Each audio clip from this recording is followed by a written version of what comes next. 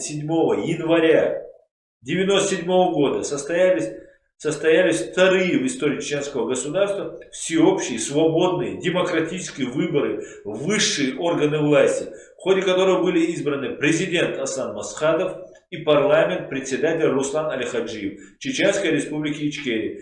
Первые же выборы в Чили были проведены 27 октября 1991 года, где убедительнейшую победу одержал первый президент Чеченской республики Ичкерия Джохар Мусаевич Дудаев. Независимые эксперты из 30 стран мира, в том числе из России, а также миссии ОБСЕ во главе с Тимом Гульдиманом, которые наблюдали за ходом выборной кампании, подтвердили легитимность новых органов власти Чили и избранных острой конкурентной борьбе и при высокой активности избирателей. 12 мая 1997 года в Кремле президент Чеченской республики Ичкерия Аслан Алиевич Масхадов и президент Российской Федерации Борис Ельцин подписали договор о мире и принципах взаимоотношений между Российской Федерацией и Чеченской республикой Ичкерия. Первая российско-чеченская война закончилась победой Ичкерии. Специалисты в области международного права выделяют 4 главных фактора, необходимого любому государству: наличие, территория, независимого правительства. Четвертое. Способность поддерживать отношения с другими странами на основе суверенитета. Достаточно только самого факта провозглашения нового государства, чтобы у него появилась международная правосубъектность. При этом акт международного признания всего лишь констатирует это действие. То есть, когда мы, народ, чеченский народ, да, граждане Чеченской республики, вне зависимости от национальности, те же русские, которые проживали, это наши такие же граждане, которые имеют такие же права, как и я, и как любой гражданин Чеченской республики Ичкерия. Эти люди, как только объявляют о своей независимости, у них уже появляется правосубъектность. Они уже имеют определенные права, как государство. И признание международным сообществом, получить место, кресло, да, вот такое же, ООН, признание России, признание Германии или Украины, это только констатирует все, а все остальное от лукавого. Что если нас кто-то не признал. Более того, нас признала Грузия, нас признал Афганистан.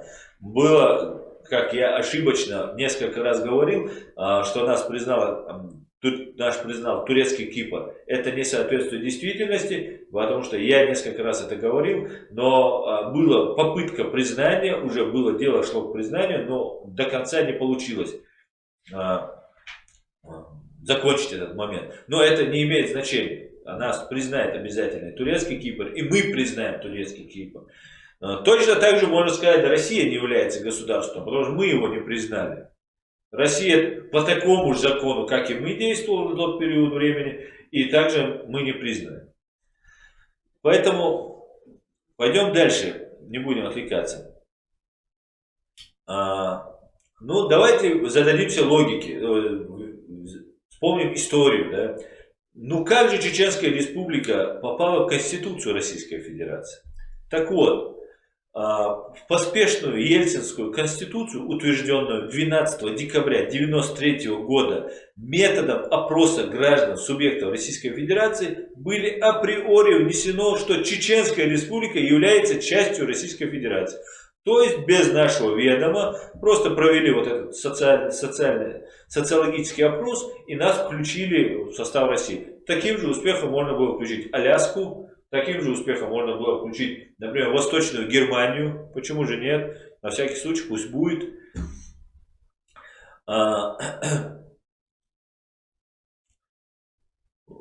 Чеченская является частью, что Чеченская республика является составной частью России. Вопиющее правовое нарушение, имеющее лишь один единственный прецедент в мире, когда Ирак, не спрашивая кувейтцев, тоже по своему волевому желанию включил Кувейт в свою конституцию, как одну из 19 иракских территориальных провинций.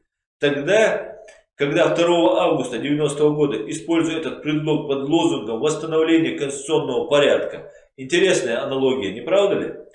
Ирак совершил военное нападение на Кувейт и впоследствии полностью оккупировал его. Весь мир стал на защиту Кувейта и напрочь отмел побудительно-оправдательный тезис Саддама Хусейна о территориальной целостности Ирака как абсолютно несостоятельный.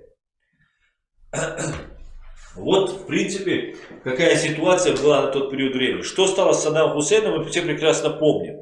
Почему-то с Путиным и с Россией это не стало. Видимо, дело не в несправедливости и в международном праве, а в наличии вот этой ядерной боеголовки.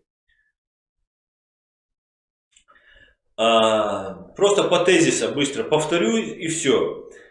Если бы проект новой Конституции Российской Федерации, как я уже сказал, было бы внесено, что, например, Аляска тоже является основной частью Российской Федерации, конечно, не спрашивая об этом жителей самой Аляски, то российский избиратель образца 1993 года, недостаточно разбирающийся в то время в нюансах юридико-правовых электоральных тонкостей, навязанных ему формы выборов, естественно и без колебаний мог проголосовать и за это. А теперь тезисы.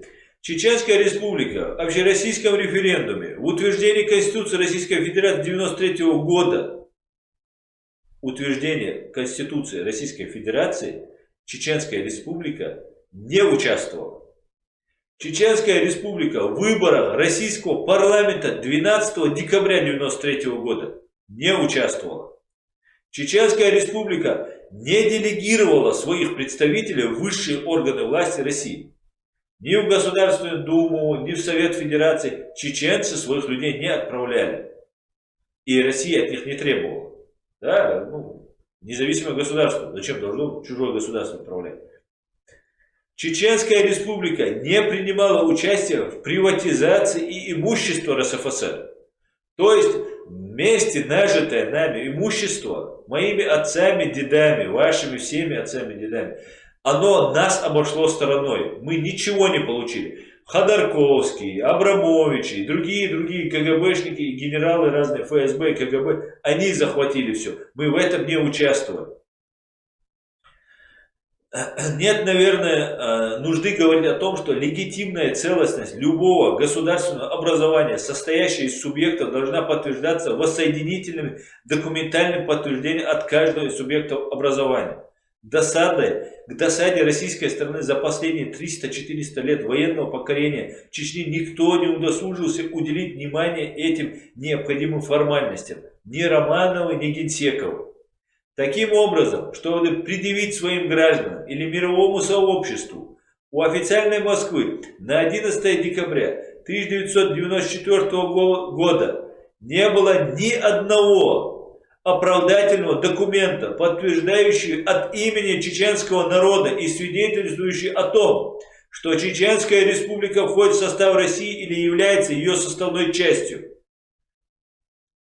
Еще можно об этом долго продолжать, и можно потом рассказывать, как начиналась Вторая русско-чеченская война. У меня это написано, я скидывал у себя в Ютубе, где сообщество вот эту информацию, вся она, конечно, там не поместилась, на моем Фейсбуке она имеется, а я в хронологическом порядке из разных источников добывал информацию и ее вот собрал. Вы можете ознакомиться.